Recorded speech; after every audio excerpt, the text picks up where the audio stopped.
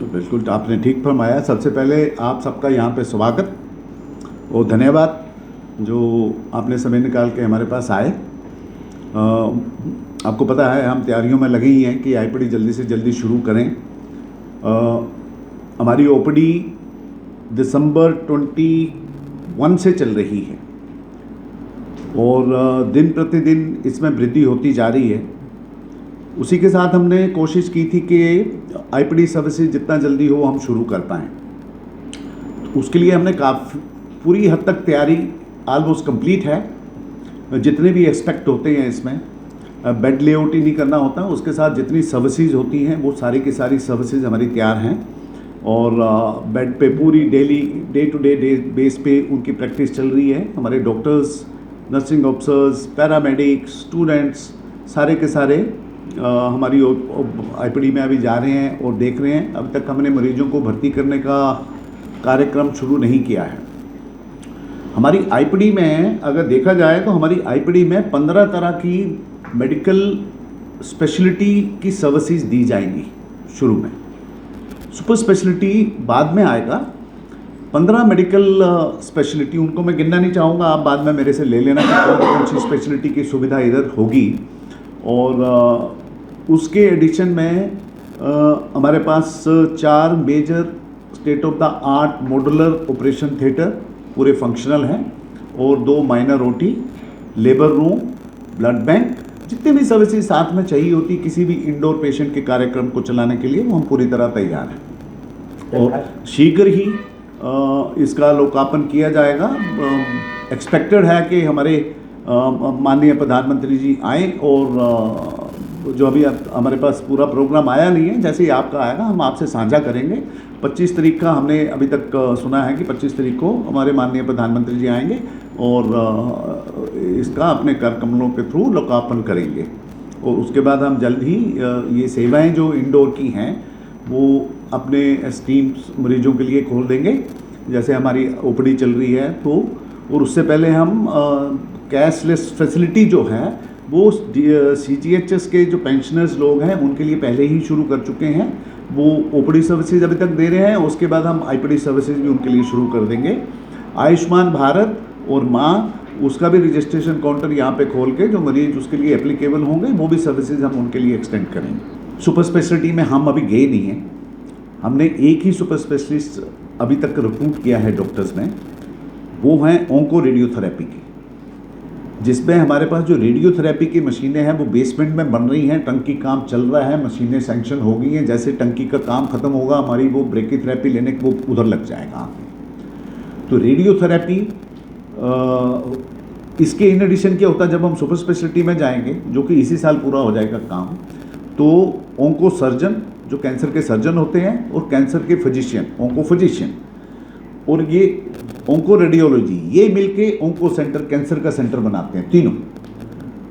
तो हमने जो मशीन लगनी थी उसके डॉक्टर को पहले रिक्रूट किया ताकि ये जब तक ये मशीन लगेगी तब तक हमारे पास ऑन्को के सर्जन और ऑन्को फिजिशियन भी आ जाएंगे और फुल फ्लेज सर्विसेज इनको डायग्नोस्टिक से लेके ट्रीटमेंट के लिए इनको हमारे पूरे स्टीम मरीजों के लिए उपलब्ध करा दी जाए। बस आज की डेट में टोटल 70 डॉक्टर्स हैं।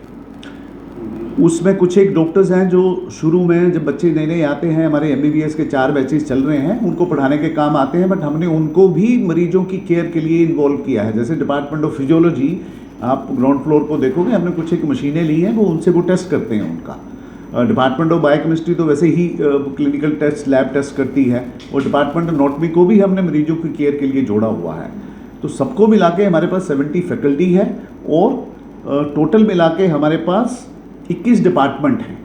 वो हर डिपार्टमेंट किसी ना किसी तरीके से मरीजों की केयर में जुड़ा हुआ है आज की डेट में। ई संजीवनी देखो, एक दिन ऐसा था, ई संजीवनी की डेली कंसल्टेशन हमारी ओपीडी से ज़्यादा हो गई थी।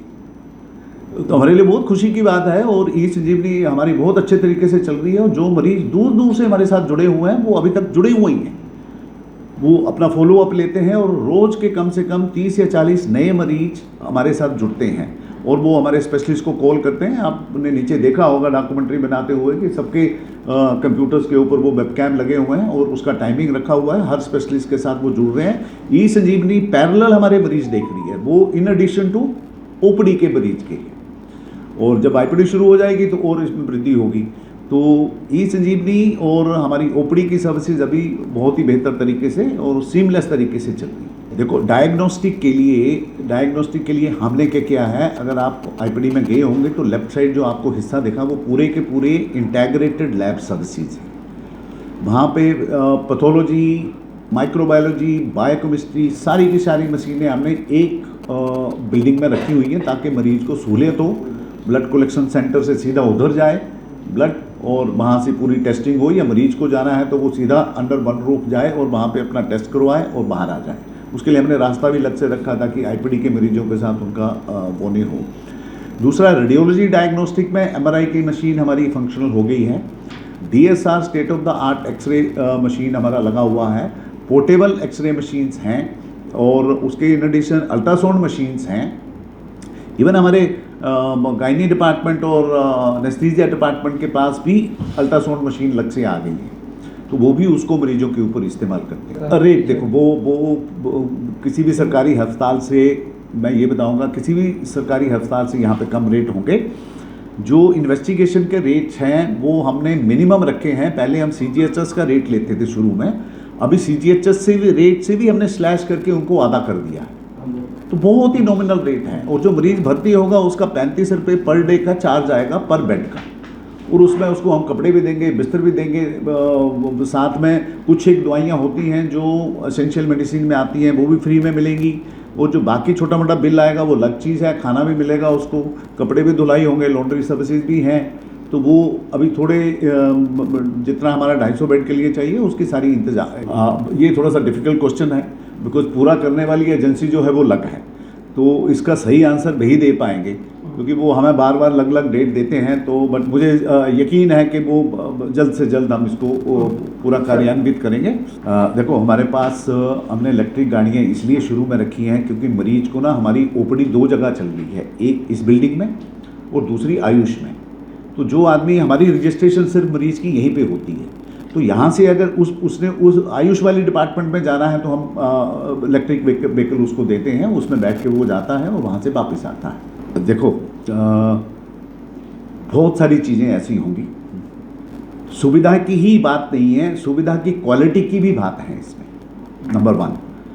नंबर 2, मुझे बताते हुए बहुत खुशी हो रही है कि गुजरात में बायो सेफ्टी लैब जो आपने कोरोना के टाइम सुनी होंगी, जहाँ पे पूरे कोरोना के टेस्ट होते थे और वो होते थे, बहुत हाई स्टैंडर्ड की लैब्स होती हैं, वो हमारी गुजरात में पहली एम्स है या भी एक इंस्टीट्यूट है जिसको वो सैंक्शन हो चुकी है और उसका काम भी जल्द शुरू कर दिया जाएगा। उसके लिए हमने जगह भी आइडेंटिफाई कर ली है। तो BSL 3 लैब का हमारे लिए सैंक्शन होना बहुत ही गर्व की बात है।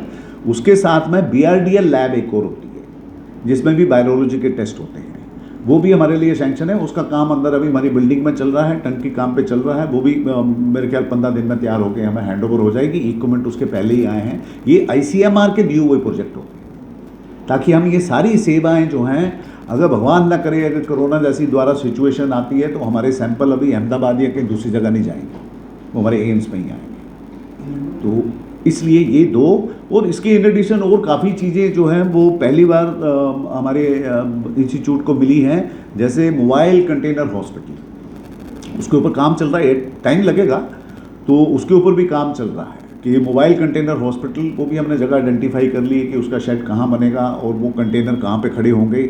इसमें अगर कोई डिजास्टर आ गया तो हमने अपनी डिजास्टर मैनेजमेंट टीम पहले से तैयार रखी हुई है, उनकी डे टू डे प्रैक्टिस चल रही है। हम मॉक टेस्ट भी उनका करेंगे कि डिजास्टर आ गया आप क्या एक्शन करोगे, वो भी हमारी आईपीडी में बैठते हैं अभी, तो मैंने उनको भी काम पे लगाया हुआ कि 2 घंटे के नोटिस पे आपको मूव करना तो कैसे करेंगे। तो डिजास्टर मैनेजमेंट टीम हमारी पहले से तैयार है, और मोबाइल कंटेनर डिजास्टर हॉस्पिटल वो हमारे पास जब आ जाएगा तो हम शॉर्ट नोटिस के ऊपर उनको हम मोबिलाइज कर पाएंगे। तो ये बहुत सारी कुछ एक चीज़ें हैं जो फर्स्ट हैं एम्स राजकोट के लिए, क्योंकि ये मोबाइल कंटेनर हॉस्पिटल जो है वो सिर्फ एम्स राजकोट और एम्स भुवनेश्वर को सैंक्शन हुआ अभी की डेट में। तो जब ये मॉड्यूल जो है वो ये सक्सेसफुल हो जाएगा और यहाँ पे लग जाएगा तो इसको रेप्लिकेट किया जाएगा बाकी एम्स के लिए भी, ताकि एक पैरेलल डिजास्टर मैनेजमेंट टीम तैयार खड़ी की जाए। Sir AIIMS